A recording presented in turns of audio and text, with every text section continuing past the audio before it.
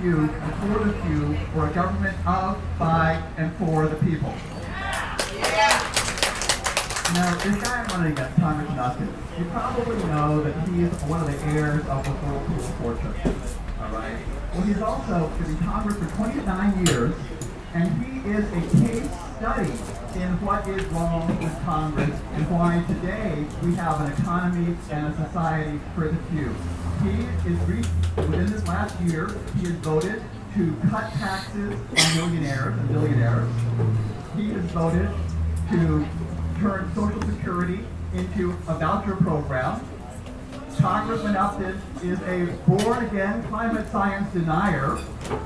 He used to believe in it, but somehow now he doesn't quite get it. I'm not sure how that works. All right. I don't know if you saw May Day, this national organization. It's citizens like you. It's an organization of citizens that understands that our democracy is being sold to the highest bidder.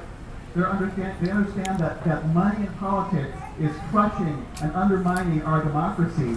And in the last election, they identified Congressman Upton as one of the most corrupted by big money of all the people in Congress. And they know that I'm for getting money out of politics, and so they came in and gave us some support last time. But I was also grateful in my last campaign that I got an endorsement from someone very special, whose ideology and whose work in the Senate I've appreciated for many years.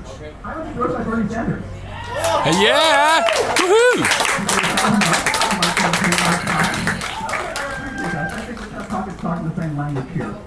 But I was particularly pleased when I learned that he was running for president, because he has been the only politician, the only one running for president, who is identifying the critical problems we face in our country, in our democracy, and pointing in the direction of what it's going to take to fix them. We call ourselves a democracy, but we're moving ever more rapidly towards oligarchy, towards rule by the few. And if we don't turn that around, then the future of our democracy is toast. Now, in our country, we face a lot of very serious challenges. Our federal government, our Congress, has been pretty inept for a long time. There's lots that they've not been addressing. We absolutely need criminal justice reform. Okay. We absolutely need to strengthen voter rights so everyone really can vote. We absolutely need to improve education. There are a lot of things we need to do in foreign policy. There's a long, long agenda of things that our country, that our Congress needs to do that it is not doing. But when Bernie came out and said he was going to run for president, he said he was going to focus on 3 issues: economic inequality, money in politics, and climate change. And I said, go Bernie! Because if we do not address economic inequality and money in politics and climate change, if we leave any one of these to continue the way it's going, our democracy has no future for our children and grandchildren. So these 3 are the central issues that we need to be focusing on.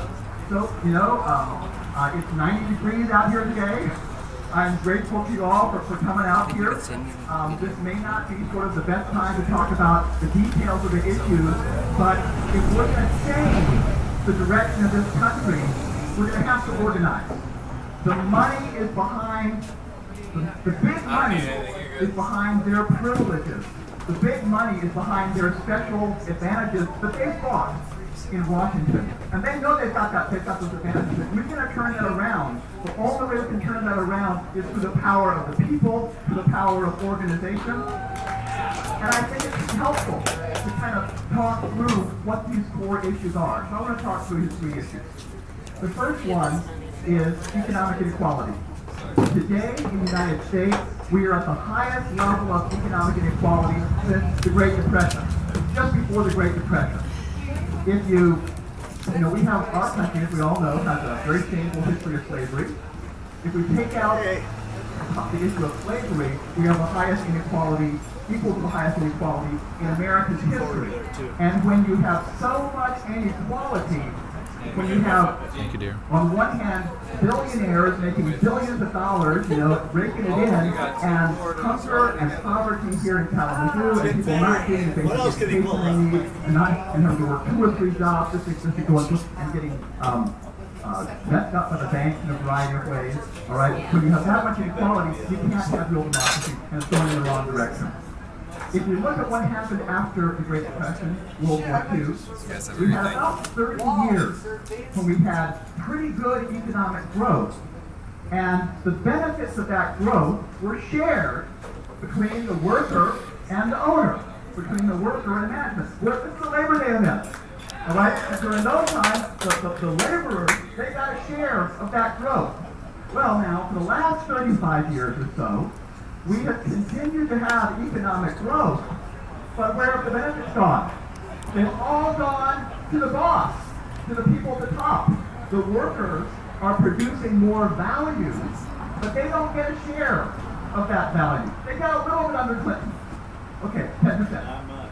All right, but in the last decade and a half, we've been going backwards. The median income in the United States in 1999 was $56,000. In 2012, it was $51,000. So it's going completely backwards. Well, we've had substantial economic growth. Now the question is, well, why is that? How did it get that way? And there are a few pieces to that, but I think that the main piece behind that is that the country, the government, adopted an economic model, partly through politics and partly, I'm a professor, partly through academia, that we can call free market fundamentalism. It came up with Ronald Reagan, pretty much. So it was a little bit before that, but it really gathered steam under Ronald Reagan. And it's the idea that if you just have an unregulated free market with government getting out of the picture, just leave business to do whatever they want, that you'll have good economic growth and almost everybody will benefit. That's free market fundamentalism. In academic world, it's called neoliberalism. All right, it was tried here. It was pushed very hard. I study Africa, so it was pushed very hard in Africa. It was tried a lot in Latin America. Well, guess what? Everywhere that it's tried, it's failed. It's failed. And if we look at history, I mean, it should be no surprise that when you have completely unregulated free markets, what happens? A few people get extraordinarily rich, and a lot of people fall down to the bottom, and you get inequality, and you get poverty, and you get hunger, and that's what we've seen in the United States over the last 35 years. So, what happened? Well, if we want to look at when it became utterly apparent that this model was a complete disaster, it was with the housing crisis. Because the free market fundamentalism was behind the idea that you just let the banks do whatever they want. They want to make these complicated derivatives that are cutting and splicing mortgages. No problem. That's their business. They're just trying to make profit. All right? Now, there's a little thing we have in the United States, and that is that 4 of our banks happen to own assets that are worth over half the American economy. Not a good idea. Not a good idea. So what happens when you have 4 banks with assets over half the American economy? The term they use is, well, we're too big to fail. And what does too big to fail mean? It means that when they make dumb decisions and lose, and they're going towards bankruptcy, that if they were to go bankrupt, they would crash the economy, so the government steps in and helps them out. Well, they know they were too big to fail. They knew that they had an insurance policy that we were all paying for. And so, when they crashed the economy, what happened? Did the government step forward and say, you know, we now have 12%, we need to put the workers back to work? Is that what the government said? No. The government said, oh, we need to protect these banks. They're too big to fail. Well, guess what we have again today? Today we have 4 banks with assets even larger part of the economy than what it was in 2008. This tells us that we have not learned our lesson. This tells us that the people we have in Washington, the Congress, and I love Obama, but the president also has not pushed on this. He's got Tim Geithner there helping him out, and the Wall Street people helping him out. All right? He's not stood up to Wall Street the way I would have liked him to. All right, so what we have is we're still holding that insurance proxy for all those banks. Well, so we've had 35 years of this free market fundamentalism that hasn't worked anywhere.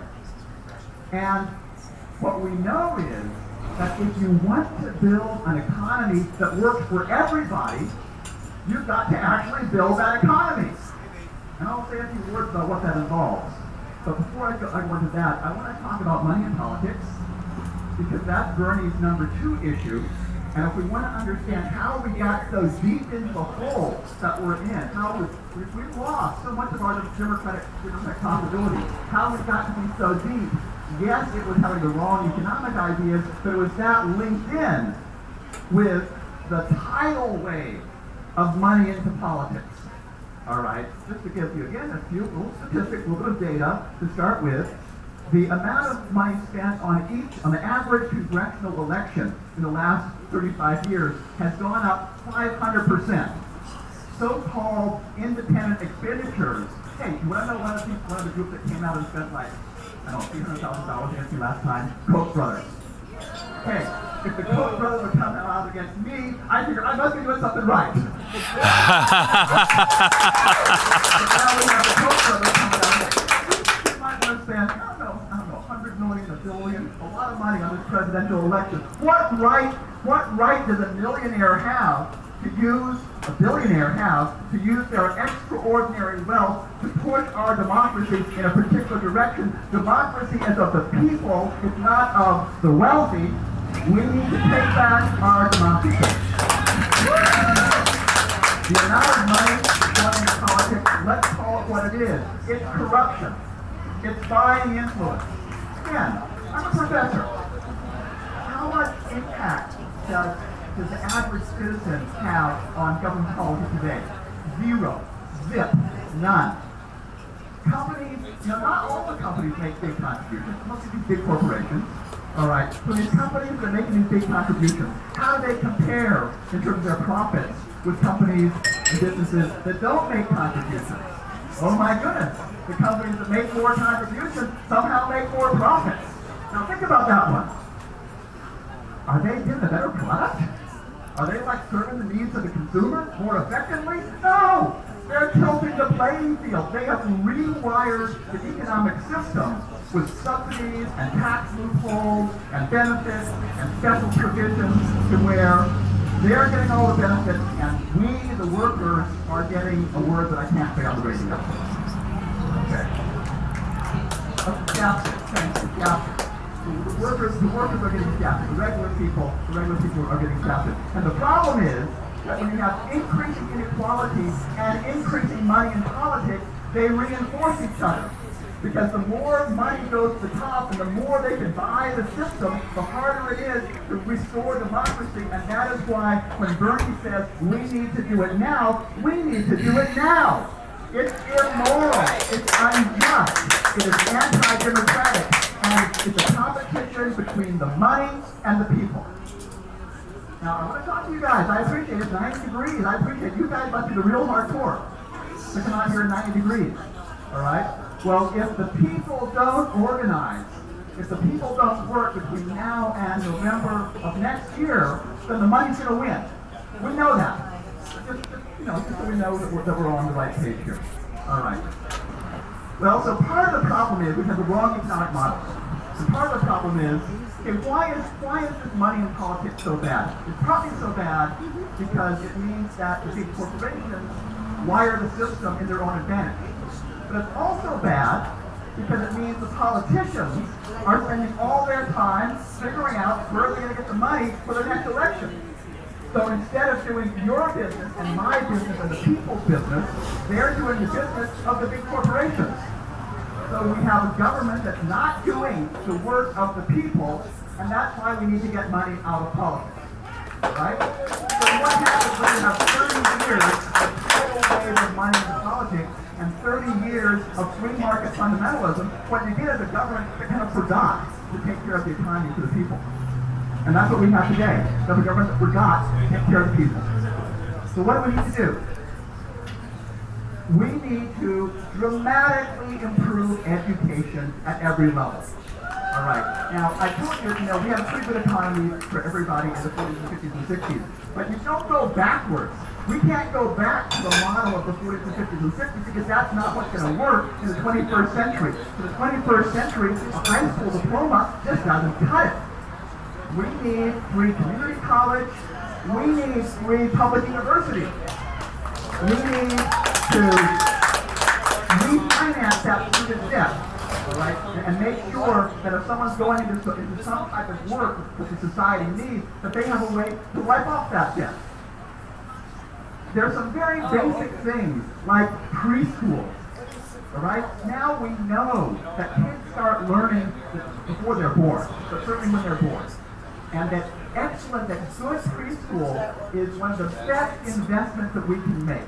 That it pays off 3 to 17 times the cost. And that's just in economic terms, in terms of increased productivity and less juvenile crime and so on. All right, not to mention the fact that, my goodness, good people who need a start in school, that's solid start. We know that. Here in Kalamazoo, we have private foundations, we have private individuals trying to get a few more places into preschool, and they're doing a great job. It should not be the private foundations doing this, it should be our federal government. Our federal government spends $10 on the military for every $1 they spend on education. That represents a profoundly deep misunderstanding of the strategic challenges facing our country. Let me ask you, from the military expenditure for the last 15 years, how much safer are you? How much safer are you from the wars in Afghanistan and Iraq? All right? That's not helping us out. In terms of our the military has a good job to protect the people of this country. That's correct. We need to respect and support our veterans. They do a good job. They put their lives on the line. But there have been some bad decisions in Washington. And if they get 10% less, that's not going to hurt our security in this place one iota, and that will allow us to double the money going into education.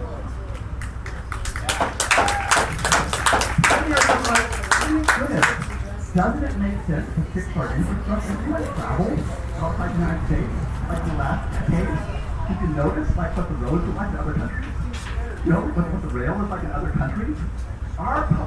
The Congress can't even put the money together to fix the roads. I mean, you think if they're trying to represent the elite business, it at least fix the roads. But they can't even do that. All right? We need the roads, we need public transport, we need high-speed internet for everybody, including the rural areas of this district. All right. But then we also need to rebuild manufacturing. And this is the real problem with this so-called free market fundamentalism. And that is that it leaves the corporations to do whatever they darn well please. And what the corporations, once they get to be big enough, what they darn well please is to make profit. And they don't care where they make the profit. So if they're going to move it to China, or to Germany, or to Mexico, like Whirlpool, up in Whirlpool, moving on to Mexico, all right? That's what the corporations are going to do. But the governments in other countries, in Germany, and Austria, and China, and France, and Denmark, and Sweden, they've figured out that if manufacturing goes away, it might not come back. They've figured out that if their manufacturing is lost, then the base of their productive economy is lost. So their government and their labor, their workers, and their business work together over time to see how we can build manufacturing within our national borders, and our government needs to do that too. Our government needs to quit giving subsidies for moving this industry overseas. Quit giving enormous funds to oil companies to pollute, but that's a little bit of different issue. All right, because it's the same area. But the basic thing is that if we want to build manufacturing in this country, we can do it. But the government has been absolutely neglecting it. We've got to turn this tide. Okay, so we've got to get the money out of politics. We've got to build an economy that works for everybody, and we have to address economic inequality. So that gets us to the tax system. And the tax system is both in terms of addressing this inequality and also raising the resources that we need to build an economy that works for everybody. Okay? So what do we need? We need to revamp the tax code to get rid of the subsidies and the loopholes that the big corporations have been building in there for the last 35 years. You know, our corporate tax is 35%. Maybe that's too high. But the average that they actually pay is 17%. So some of them are paying 35%. Some of them are paying 0 or 1 or 2% because they've worked the system. That's not right. That's not right. We need to clean out those subsidies and loopholes. Bernie's talking about this. We need a financial transaction tax. Yes, if people want to move their investments around to make smart investment decisions, that's fine. But to move their investments around 12 times a day, you kind of have to figure that that's not about building the productivity of the economy, that's about scamming the system. So if we put a very small financial transactions tax and use that money, let's say, just for preschool, maybe for other things. All right, but that would be a major move in the right direction for this economy. We need to bring back Ronald Reagan's inheritance taxes.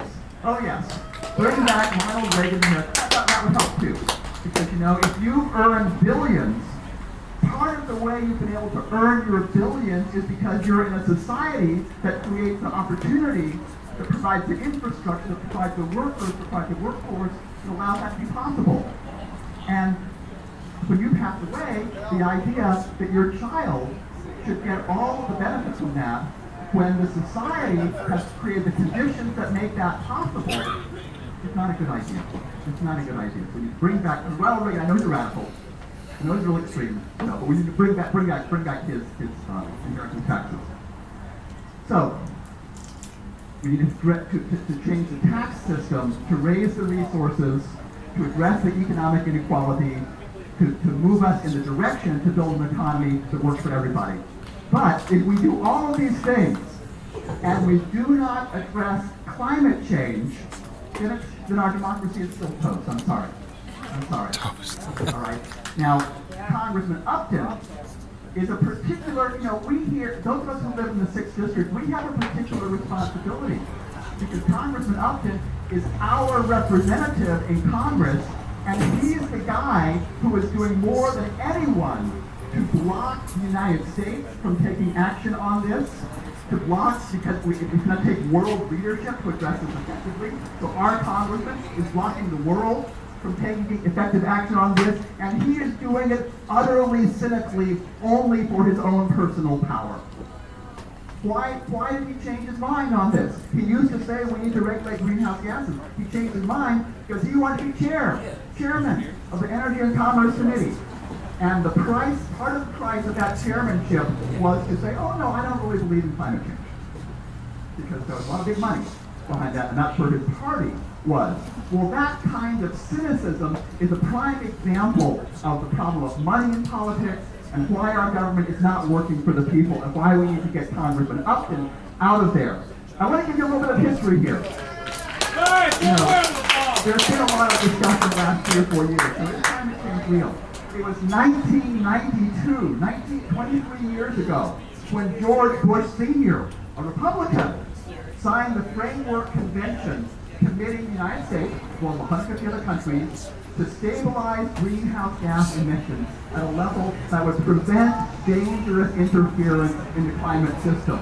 The scientific consensus was very clear in 1992, or Bush Sr. would not have signed that. Well, I'm sorry, we have seen dangerous interference in the climate system. With Hurricane Sandy, with the droughts and the forest fires in California, with Pakistan having a third of the country underwater, with bats falling out of the sky in Australia because it's too hot for the bats. All right, we have seen dangerous interference.